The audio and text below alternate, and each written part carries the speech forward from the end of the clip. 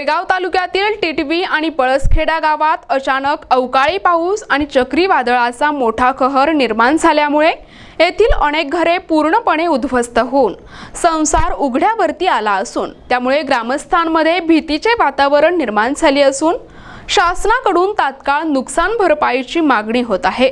सोयगाव तालुक्यातील टिटवी आणि पळसखेडा या ठिकाणी संध्याकाळी अचानकपणे वादळी पावसाला सुरुवात झाली। त्यामुळे टिटवी, पळसखेडा तसेच सावळदबारा, नांदा तांडा, चारूमूर्ती, देव्हारी या ठिकाणी अनेक नागरिकांचे या चक्रीवादळामुळे मोठे नुकसान झाले आहे। यावेळी अनेक नागरिकांच्या घरावरील पत्रे उडून गेली असून काही घरे पूर्णपणे जमीनदोस्त झाली आहेत। या गोरगरीब नागरिकांचे लाखो रुपयांचे नुकसान झाले असून त्यांचा संसार पूर्णपणे उघड्यावर आला आहे।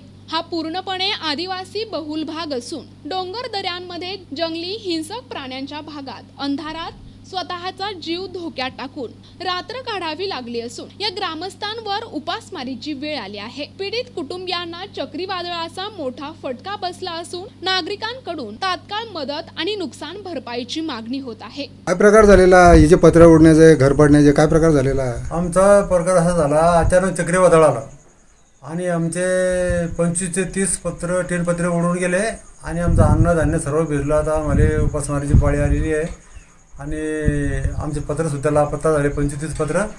आणि शासनाने आमचं काहीतरी खर्च द्या आम्हाला। ते आमचे ते आम्हाला शासनाने घरकुल दिले होते, 4 घरकुलं पुरे नाहीसा पडून गेले आणि 3 पत्र पुरे उडून गेले आणि अन्नधान्य पुरं आमचं नाहीसा होऊन गेलं, वल्ल होऊन गेलं।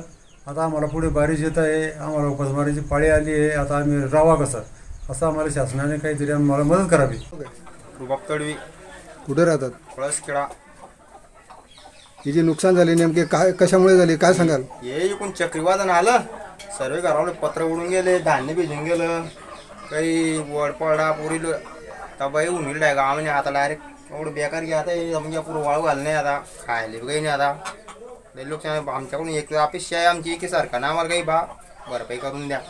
प्रतिनिधी जब्बार तडवी, NTV न्यूज मराठी, सोयगाव, छत्रपती संभाजीनगर।